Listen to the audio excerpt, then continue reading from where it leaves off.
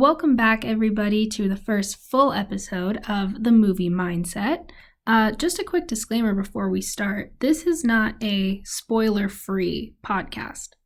So if you haven't already, which I assume you will for this film at least, I would encourage you to go back and watch the film before you come and listen to the episode. I'm Abby, your completely unqualified host, and today we are talking about the film The Princess Bride. I love this movie. I love this movie so much, which is partially the reason that I chose it. And the other reason is because I feel like everyone else loves this movie too. I mean, personally, I've never met someone who doesn't enjoy this movie. If you do, if you dislike this movie for some reason, please DM me on Instagram or leave a comment on the YouTube video because I need to know. Because like I said, I've never met someone who doesn't enjoy it. It's completely ridiculous. It has something for everyone, and it also pretty much defined the entire fantasy genre, as well as kind of the romance genre of the film industry. So with all that being said, let's jump into a few fast facts about the movie. It came out in 1987, which it's fairly old for to be considered I guess it's kind of new to be considered a classic film. A lot of classic films are, they're black and white, or they're in the 60s or something like that. So it's fairly new to be like such a fan favorite, at least in my opinion, in the whole world of film. Let's see. Straight from Wikipedia, here's a quick little synopsis. It's adapted by William Goldman from his 1973 novel of the same name, The Princess Bride, and it tells the story of a farmhand named Westley. Quick side note, his name is Westley, like Westley, which I always thought it was Wesley, so news to me. Farmhand named Westley, accompanied by companions befriended along the way, who must rescue his true love, Princess Buttercup, from the odious Prince Humperdinck. So there's your quick synopsis. I was also going to say that I've never read the book, The Princess Bride, so if I'm not going to be relating it to the book or talking about book-to-movie adaptations, because I haven't read it. I assume, though, it's going to be pretty similar to the book, seeing as how it was adapted. The screenplay was adapted straight from the author, William Goldman himself. So that's definitely a topic for a later episode. It was directed and co-produced by Rob Reiner, starring Cary Elwes, Robin Wright, Mandy Patinkin, Chris Sarandon, Wallace Shawn, Andre the Giant, and Christopher Guest. Most of it was filmed in England. Actually, all of it was filmed in England except for the Cliffs of Insanity, which were filmed in Ireland. So that's a fun fact. This film has also not won any awards, which I thought was very interesting. It got nominated for a few, but never won any. So despite having a 97% on Rotten Tomatoes, didn't win any awards. So I thought that was a little fun fact.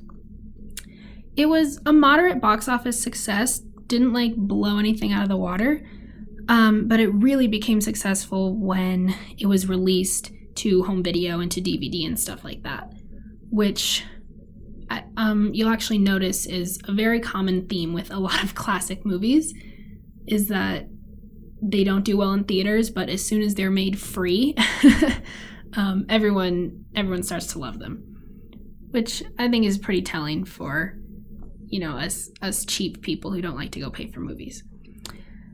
So let's jump into the film, shall we, now that all the fast facts are out of the way. It opens with a kid who is just credited as the grandson. He has no name, so we'll just be calling him the grandson for now. But it opens with the grandson. He's sick and he doesn't want to do anything except play video games, but his grandpa comes in and decides to read him a story, which is The Princess Bride. Already, this is a genius setup, and I'll tell you why. There's this trope, I guess you could call it, in film called the audience surrogate. The audience surrogate is basically, it's the voice of the audience. It's a character who is the voice of the audience, who thinks the same as the audience, or who is from the point of view as the audience. And the audience surrogate is really important for a lot of films because without it, we would have no one to relate to as the viewer or as the reader of a book. So I thought, like, because this is a fantasy novel, which is so ridiculous and absolutely none of it could exist in our real world, I think having an audience surrogate like the grandson who says the things that we're all thinking or who is experiencing the same emotions that we are is just an absolutely genius way of telling the story in my mind. Some other examples of an audience surrogate would be like John Watson from Sherlock Holmes, or even Harry Potter in Harry Potter, kind of because we're from his point of view, we can relate to Harry growing up with him, all that good stuff. So I mean, I love the grandson part. He says the things that we're all thinking, like, oh no, this is a kissing book, and all that stuff as well. So then we get to enter the story, which, I mean, this is such a character-driven story, at least how they convey it in the movie. They give us no world building, absolutely zero context for anything. The only character whose backstory we get to know is Inigo. The main two characters, we have nothing about their story except from where it starts. But I think that's the beauty of this film, is that we don't need it. Like, we don't need all the backstory and all of the context of the film to understand who these characters are, and to enjoy it as well. So, obviously, the two characters are in love, and that's, I guess the main genre of this film is romance, technically. I think Wikipedia said it's a fantasy romance. You could also probably call it an action, a comedy, maybe a comedy drama, a family movie. I don't know. That's, I think, my favorite part about this film is that it's so many different genres, and somehow it nails every single one of them. When we get introduced to the other side characters who, we think are the villain at the very start, Vizzini, Inigo, and Fezzik, we think they're all the villains, but in reality, only one is a villain character. Everyone else would be considered just side characters. But immediately is when we're introduced to them in the first scene, we know so much about their character, Vizzini is, obviously, he's completely uncaring. He's unfeeling, he's selfish, he's arrogant, he's just flat out mean. So we're already set up to not like Vizzini, but even though we're told that Fezzik and Inigo are on the bad side, we're already set up to love them. Fezzik shows that he's humble and kind and caring and thoughtful from the very start. Inigo shows to be honorable and respectful and loving and honest. All in the first scene of the movie where we see them, but also throughout the entire film. So Buttercup is captured. We go to the Cliffs of Insanity, which I love the name, the Cliffs of Insanity. Again, it just plays into the whole silliness of the film. And we get to really explore Inigo's character when we hear his entire backstory, but we also get to hear Wesley really talk for the first time as well. And I love how their characters are kind of mirrored from each other. They're super similar, and not just in like their fighting style when they start sword fighting, but their character as a whole. Like I said, Inigo is honorable and hardworking and respectful, and that's completely Wesley as well. They're both like the hero type character, but one's a good guy, so-called, and one's a bad guy, which I think is so fun. And it gets even better when they start this super fun, intense fence match. And they're both playing with their left hand, and then they both switch to their right hand, and I think that just plays out so perfectly. how they're basically the same character but on different sides of the story. I also love in this fencing match when they're the sound. I didn't realize this. I guess I realized this the other times I watched it, but it didn't sink in as hard as this time. But how the music is really more sound effects. Like they use the music when they're like swinging on stuff, when he's nodding his head, shaking his head, all this stuff, more as sound effects than really as music. And I don't know. It plays to the whole silliness and family-friendly, wholesome part of the film.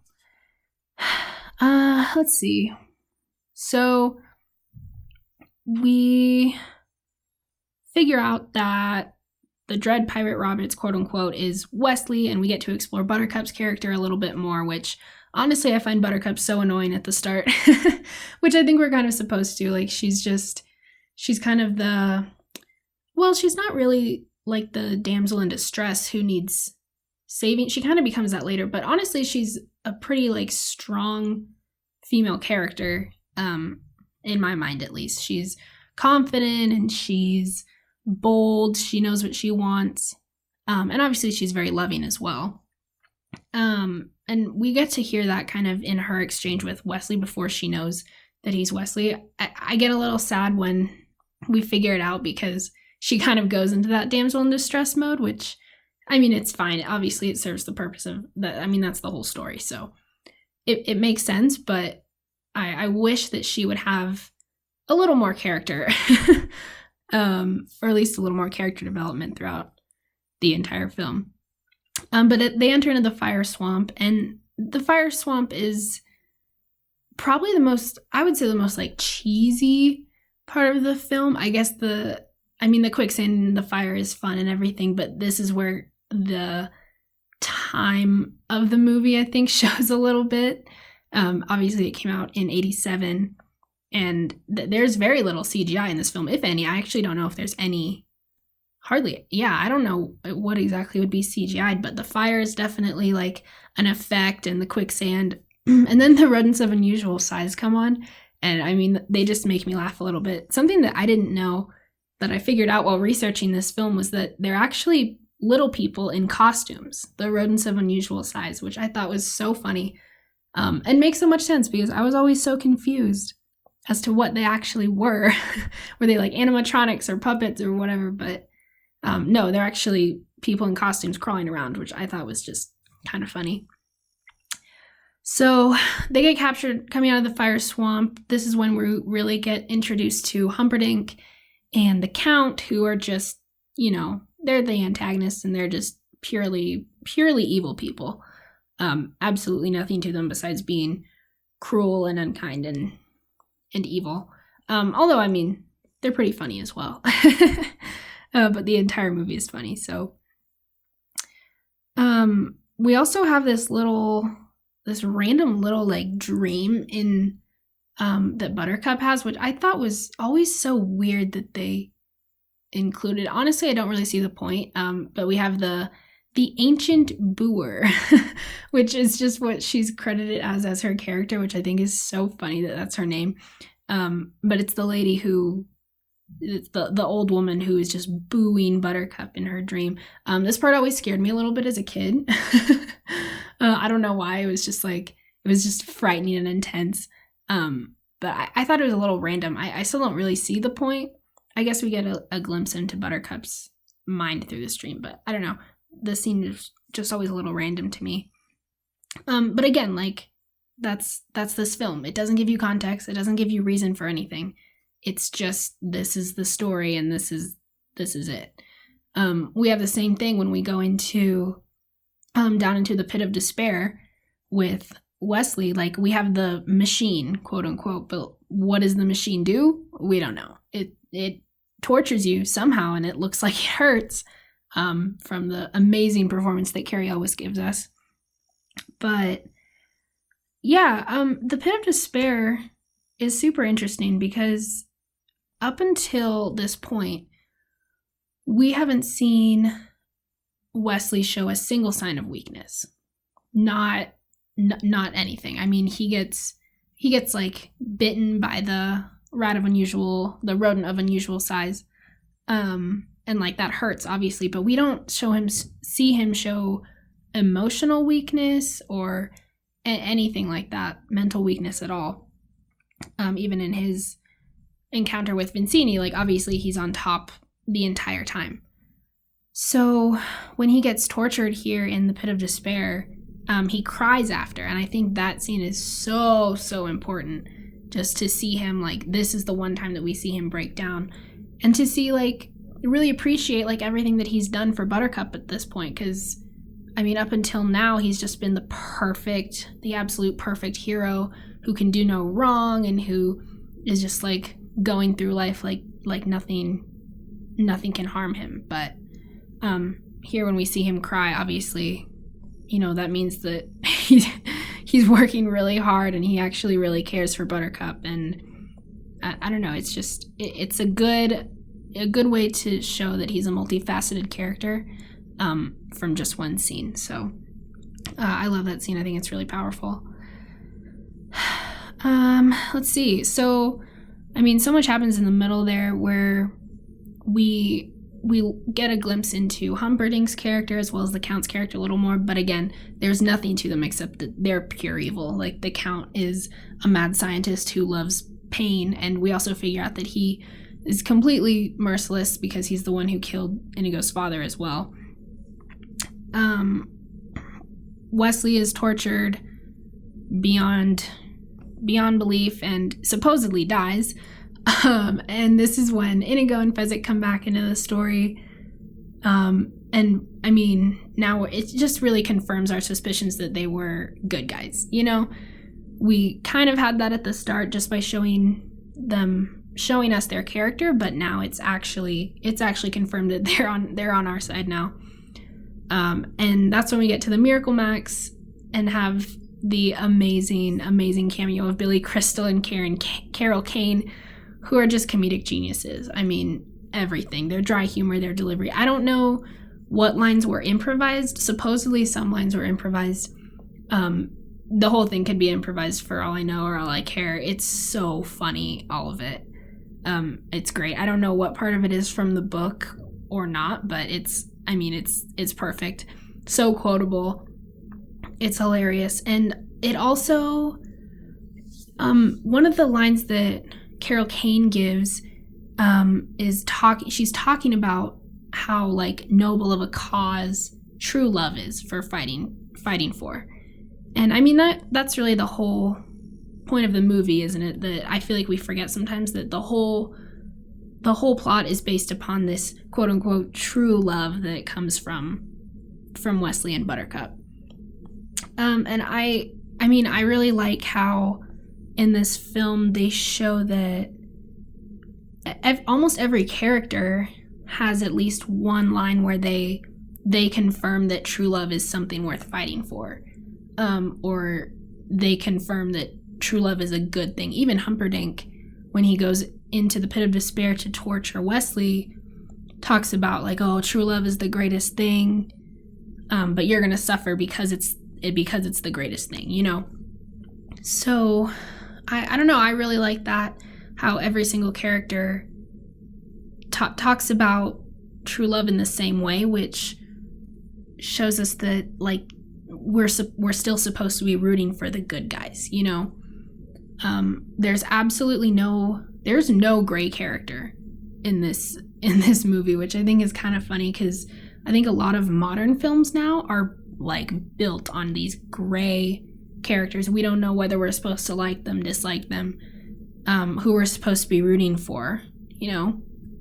So I really like it's black and white in this film, which I think is definitely due to the time it came out, but also just due to the story. You know, it's a family, it's a kid's story, it's a family story. I think generally in kids' movies you want it to be a little more black and white than for adults when they can kind of think for themselves. So we get from the Miracle Max, go over to storming the castle.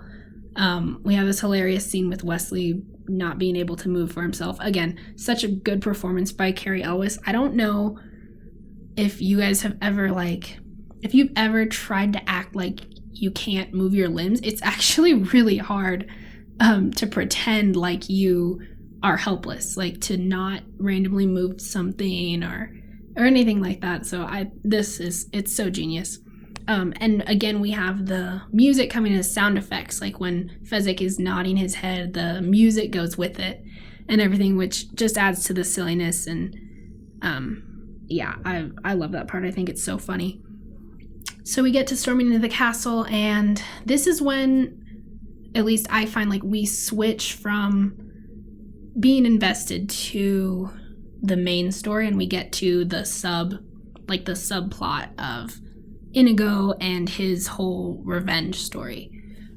And this revenge story is so interesting to me because most of the time when there is revenge in a book or a film, in any story, it's hard to, at least I find it hard to root for the person who's doing the avenging. Like, revenge is generally known as, like, not a great thing, you know? Usually, I mean, revenge is something that a bad guy, that an antagonist is going for. They're like, I want revenge, and that's why this is pushing me. As humans, generally, we all know that forgiveness or mercy or nobility, all this stuff is better than revenge and should be sought after over revenge. But in this wholesome, family-friendly story, we have this revenge side story. And I think the way that they have portrayed the characters helps us to be rooting for Inigo the entire time. We don't get that much into the story of the Count, like we don't get his backstory or anything, but we do know that he has zero redeeming qualities. You know, he just loves pain. He is completely merciless against Inigo's father, and all of that. Like, he's not sympathetic at all. And I think this is really what helps us to not root for him in any way, you know? When a bad guy is sympathetic, like, for example, like Thanos in the Avengers, he just wants peace on Earth, and that's what's driving him. And so sometimes you can see it from his perspective. And again, that comes back to the whole, like, modern day gray characters. You know, everyone is good in their own way, everyone is bad in their own way, that sort of thing. But in this story, the Count is simply just evil, and Inigo is eliminating the evil person. And that right there takes it from a revenge story to a justice story, in our minds. And so I think that's why it's so easy to root for Inigo. And I also think that in this scene where he is, this whole fight scene with him and the Count, which, okay, wait, side note. Inigo gets stabbed in the abdomen with a knife, and he just pulls it right out. If you're, just a tip, if you ever get a knife to the abdomen, don't pull it out. Like, the knife is holding pressure on your organs, and if you pull it out, all the pressure is going to be released and all the blood's going to come gushing out, and that's when you're going to bleed out. Sorry to get graphic, but just a quick survival tip, like, don't pull the knife out. Leave it in there. Anyways, this scene where he's fighting the Count is when he really goes from, like, just a side character to, like, the people's hero. Like, he becomes, like, Wesley might be the hero of the story, but Inigo is the hero of the audience, in my opinion. And that's why, you know, his infamous line is so quotable and why everyone loves it so much. So then we're nearing the end of the film. We get to the main monologue, which honestly I find a little disappointing. That I don't know if anyone else found this disappointing, because we had Inigo's big fight scene, but there's no fight scene between Humperdinck and Wesley. It's just words, and Wesley comes in with this incredible stinging monologue that absolutely destroys Humperdinck. He's so lame. He's not even worthy of a of a big sword fight. And this monologue that Cary Elwes gives us is so good. I don't know, obviously it's cut in the movie, but it seems like it's just one giant zoom shot. And this is an almost 2-minute monologue where Cary Elwes doesn't blink and does not move his gaze for the entire monologue, which I think is incredible. Again, so difficult to do, and such a great piece of acting, because whenever you're trying to portray someone who's confident, like, for example, Robert Downey Jr. does this as Iron Man all the time. Captain America does this.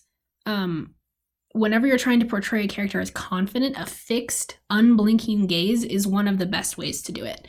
If you ever want to portray a character as being uncertain or insecure, actors will oftentimes blink a lot and will jump from eye to eye to whoever they're talking with, whoever their scene partner is. So, yeah, just a genius piece of acting here by Cary Elwes. I think he's, as far as acting goes, him and Mandy Patinkin really kind of steal the show, and Billy Crystal, of course. So, we have this stinging monologue that puts Humperdinck in his place, and that's the end of the film. They ride off horses into the sunset, and we have our audience surrogate, the grandson, coming back to confirm, everything that we've been thinking. They jump between the grandson and the story pretty often at the start of the film, but at the second half of the film, they really don't do it often. And I think that's to not take you out of the story. But when we get thrust back into it with the grandson back to real life, I think we all noticed like how enthralled we were in the film and how invested we were in the story. And then it comes back to obviously the kissing scene and how it's not that bad, and he's saying everything that we're thinking, which is why I love him so much. So that's the end of the film, and he at the very last line, the grandson says, "Grandpa, maybe you can come back and read it again sometime." And that's when the grandpa says, "As you wish." And I think they set it up so perfectly for someone to want to come back and watch the film again. So that's The Princess Bride, and I hope you guys learned a thing or two, maybe about the audience surrogate or about portraying likable versus unlikable characters. And also I hope you learned that, nothing can stop true love, because that's the main point of the movie, isn't it? But I hope you guys enjoyed listening. I would love to hear your thoughts on the film as well. So you can let me know, like I said, via a DM or a comment on YouTube. You can follow The Movie Mindset on Instagram, on YouTube, or here on Spotify as well. And if you want to vote on which movie that we analyze next, that'll be on Instagram as well. So tune in next Monday for another episode. Until then, bye!